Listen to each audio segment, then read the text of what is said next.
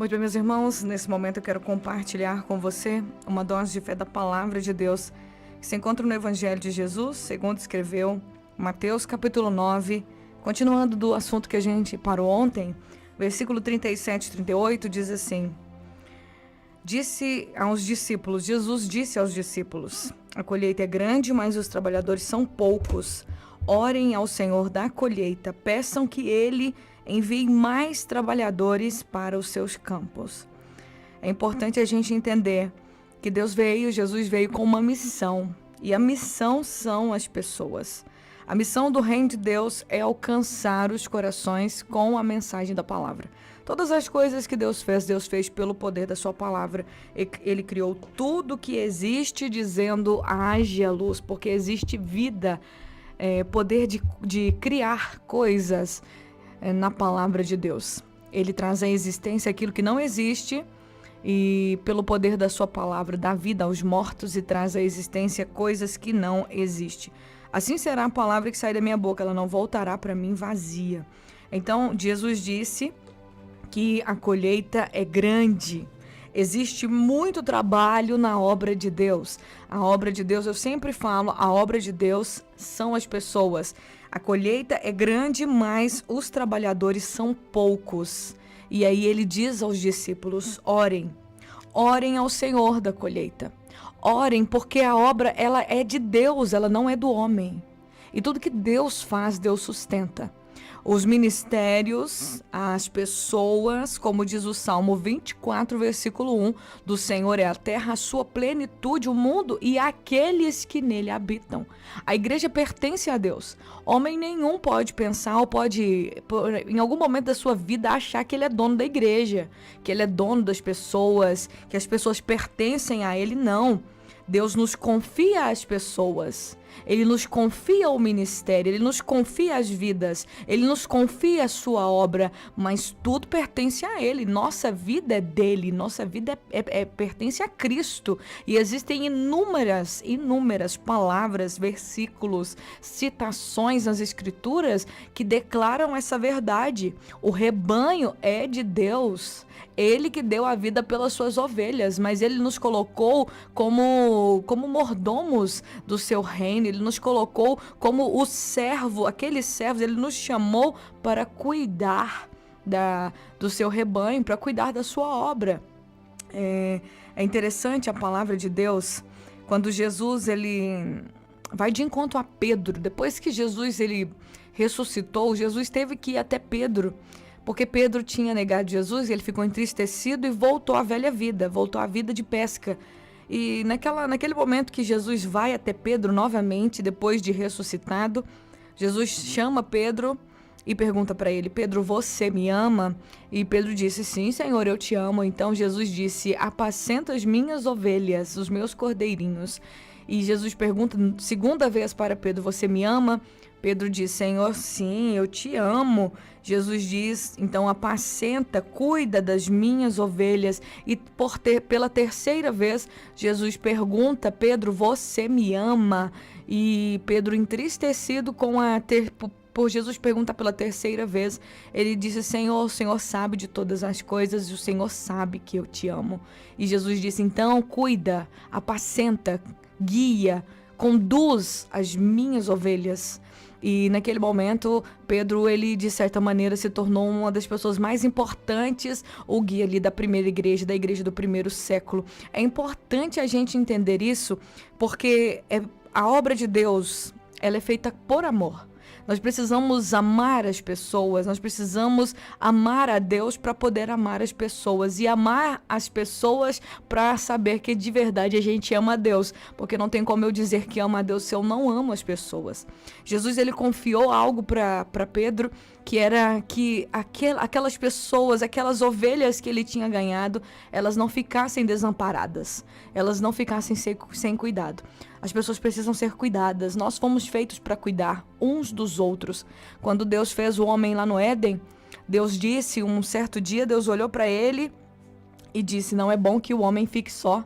então eu vou fazer para ele alguém que lhe complete, alguém que seja para ele realmente um auxílio, uma pessoa que o ajude, que o complete. Na verdade, a criação da mulher e para o homem foi que ambos se completassem, um completa o outro, um não pode viver sem o outro, os dois foram feitos um para o outro, um ajuda o outro, não existe um melhor ou um pior, existe ambos que se completam e os dois se tornam um, por isso que a palavra fala que se tornarão uma só carne, os dois se completam, e é essa ênfase de estarmos juntos. A igreja, ela tem essa funcionalidade de nós estarmos juntos. Quando Jesus disse, a colheita é grande, mas os trabalhadores são poucos. Então orem para que Deus envie mais trabalhadores. Isso é importante a gente focar, pois a responsabilidade de anunciar o evangelho, de falar das boas notícias de Deus, ela foi nos entregue. O apóstolo Paulo foi um dos que levou o evangelho do Senhor Jesus para os gentios. Ele foi um dos maiores propagadores, aquele que implantou várias igrejas, principalmente na região da Ásia. Ele também chegou na Europa, levando o evangelho do Senhor Jesus assim para os romanos também. E ele diz lá em a palavra do Senhor em 1 Coríntios capítulo 9, o apóstolo Paulo, ele fala veementemente sobre a maneira como ele fazia para ganhar as pessoas. A gente precisa entender, antes de ler ele, eu quero ler que em 1 Coríntios, aqui no Evangelho de Marcos 16:15, Jesus disse, vão pelo mundo e preguem o evangelho a todas as pessoas. Quem crer e for batizado será salvo, mas quem não crer será condenado. Esses sinais vão acompanhar os que creem em meu nome, e vocês vão expulsar demônios, vão falar novas línguas, vão pegar em serpentes, e se beberem algum veneno mortal, não lhes fará mal nenhum. Imporão as mãos sobre os doentes e eles ficarão curados. Provérbios 11:30 diz, o fruto da retidão é a árvore de vida, aquele que conquista almas é sábio. Jesus, ele nos deu a responsabilidade de ir pelo mundo afora e anunciar o evangelho. Mas o que é mais importante de todo esse entendimento foi que Jesus, ele viu que as multidões estavam desamparadas, elas precisavam de direção, elas estavam confusas. E ele disse, existem muitas pessoas para serem trazidas para o Pai. Existem muitas pessoas para ouvir a mensagem, mas a obra é grande, a colheita é grande, a demanda é grande, mas quem está disposto a trabalhar nessa obra é pouco, são poucas as pessoas dispostas a realmente fazer essa obra. Orem pedindo a Deus para que Ele envie trabalhadores. A igreja não cresce sem oração. Não existe crescimento espiritual, não existe salvação de almas se a igreja não ora. Jesus disse aos discípulos, orem pedindo ao Senhor, o dono da igreja, o dono da obra, o dono das pessoas, orem pedindo para Deus mais trabalhadores para trabalharem em sua colheita. Existem pessoas desamparadas, confusas, pessoas precisando de salvação, desejando se aproximar de Deus, mas são poucos os trabalhadores. Existem pessoas que não estão dispostas a trabalhar pelo reino de Deus. Gente, é muito cômodo, é muito confortável sermos apenas frequentadores de culto.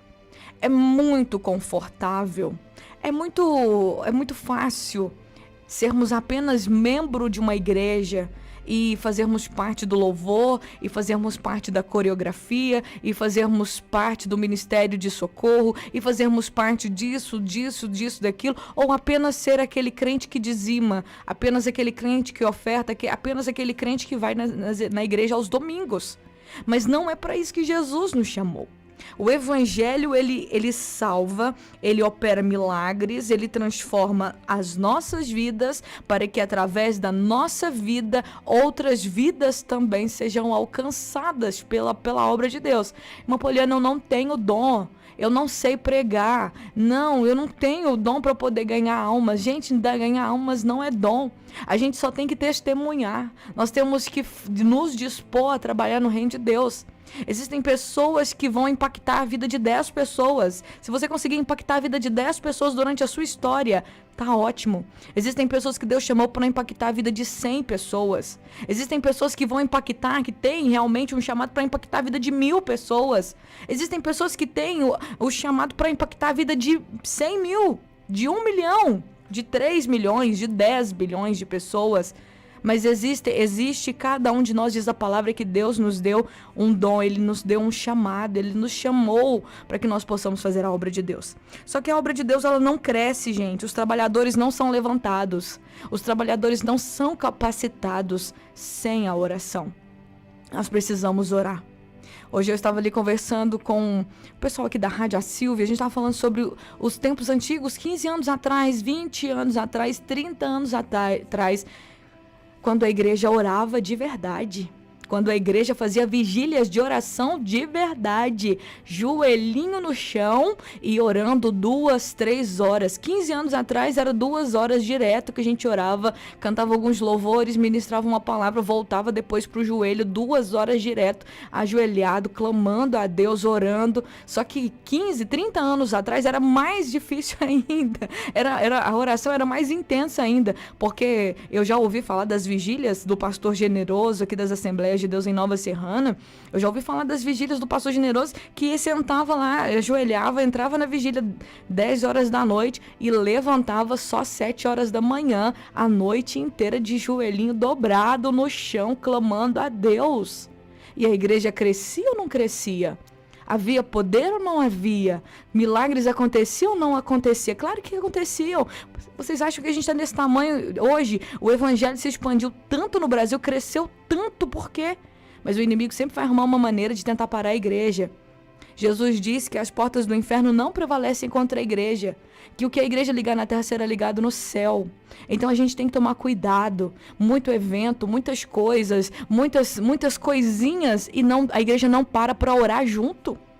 A membresia não para orar junto, não tem um culto, não tem um lugar, um dia onde a igreja fique de joelhos, não é conversando não, gente, não é contando testemunho não, não é cantando hinos não, é de joelho dobrado, rogando: Senhor, aviva a tua obra, Senhor, desperta a tua igreja, Senhor, alcança os corações das pessoas, Senhor, abre a porta para o evangelho entrar nas casas, Senhor, aviva-nos, que o nosso coração se volte para ti.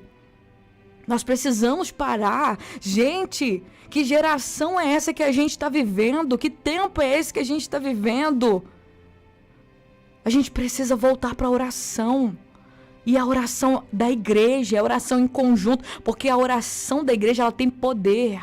Quando a igreja junta-se para orar juntos, horas, vai fazer vigília, gente, é vigília, pelo amor de Deus, de joelho no chão, orando e buscando a presença, buscando direcionamento, rogando, orando, pedindo ao Senhor da colheita que Ele levante mais ceifeiros para a sua seara. Nossa, que bênção, glória a Deus, que eu me converti há 16, 18 anos atrás, quase 20 anos atrás, e eu pude experimentar esse momento.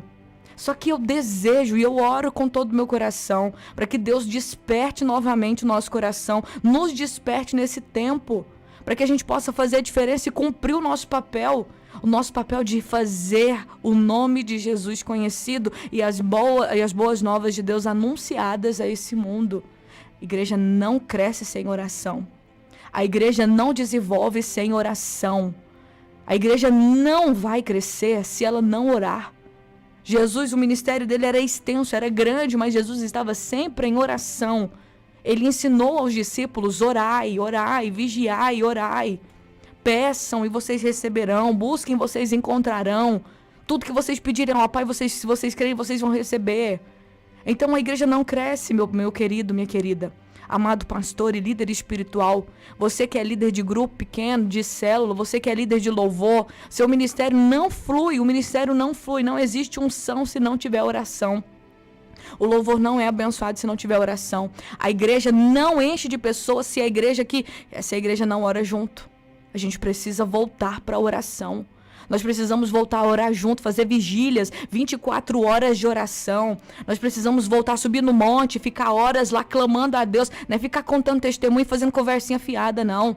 É realmente orando com a cara no pó e clamando: Deus, ouve o nosso clamor. Deus, levanta pessoas para poder pregar o evangelho. Deus, vem em nosso favor aqui na terra. Senhor, move nesse lugar. Jesus, batiza com o Espírito Santo. Levanta homens e mulheres cheios do Espírito Santo. Gente, quando a gente ora, quando a igreja ora, o inferno estremece. As portas que Satanás tenta fechar diante de nós não prevalecem quando nós oramos juntos. A igreja estava orando enquanto Pedro estava preso. Enquanto a igreja orava, o Senhor enviava um anjo na prisão para tirar Pedro de lá. Quando a igreja orava, os crentes eram fortalecidos para continuarem pregando o evangelho, mesmo diante das ameaças de morte. Eles não tinham medo, porque eles oravam juntos e eram cheios do Espírito Santo. Quando o Espírito Santo desceu, os crentes estavam orando, 120 almas orando, esperando a promessa de Jesus. O Espírito Santo não veio na hora da conversinha, o Espírito Santo não veio na hora dos testemunhos, o Espírito Santo não veio na hora do louvor, o Espírito Santo veio na hora da oração, na hora que aqueles crentes estavam orando, esperando e aguardando a promessa do Senhor. Não veio quando eles estavam distraídos, conversando outras coisas. Por isso nós precisamos voltar para a oração. Meu convite para você com essa palavra é: orem, vamos orar, igreja, vamos clamar para que o Senhor desperte uma geração de adolescentes, de homens, de mulheres, de pessoas cheias do Espírito Santo para fazer a diferença nessa terra. Vamos estremecer o centro-oeste de Minas, minha gente. Vamos estremecer Nova Serrana, Divinópolis, Pitangui, Pará de Minas. Vamos estremecer o Brasil com um avivamento de uma igreja que ora, que põe os joelhos no chão e que clama ao Senhor para que Ele envie pessoas, para que pessoas desamparadas e pessoas confusas sejam resgatadas. Que o Senhor ache em nós assim. Que o Senhor ache em nós verdadeiros adoradores, aqueles que buscam sua presença e que se dispõem, como Isaías disse: eis-me aqui, Senhor, envia-me a mim. Não existe lugar melhor, trabalho melhor do que trabalhar no reino de Deus. Não existe nada nessa vida melhor do que servir o reino de Deus, porque quem trabalha no reino de Deus receberá a coroa da vida, a qual o Senhor, o justo juiz, reservou para aqueles que trabalham na sua obra e não desistem de investir no reino de Deus. Eu convido você a orar comigo. Senhor, obrigado pela tua palavra. Senhor, em nome de Jesus, envia ceifeiros, Senhor, trabalhadores para a tua colheita. Envie trabalhadores para os seus campos, Senhor. Existem pessoas confusas, desamparadas, precisando de serem, Pai querido, direcionadas, acolhidas, amadas. Pessoas que precisam ouvir a mensagem do reino de Deus. Não uma mensagem de palavras, mas uma mensagem de poder, uma mensagem de salvação, de libertação. Nós sabemos que a unção vem através da oração. A unção vem através da comunhão. Senhor, desperta a tua igreja. Jesus, tira a preguiça, a inércia de nós, o descaso. A gente gosta de fazer tantas coisas, gostamos de festa, gostamos disso, gostamos de música, gostamos de um monte de coisa.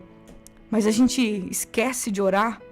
Não tem uma vigília de oração nenhuma vez na semana na nossa igreja. Não tem um momento onde a gente para de verdade para buscar junto. Senhor, desperta-nos. A obra não cresce, não evolui se não tiver oração em conjunto, se não orarmos juntos. Porque quando a igreja ora junto, Senhor, as portas do inferno não prevalecem contra ela. Desperta, desperta, desperta, desperta, desperta. Porque às vezes a gente tenta fazer com o nosso próprio braço. A gente tenta encher a igreja com eventos e com música e com campanhas. Mas não é isso. O que faz a obra crescer é o teu Espírito Santo, através da oração. Quando nós oramos, quando nós entregamos, quando nós permitimos o Senhor fazer na nossa vida.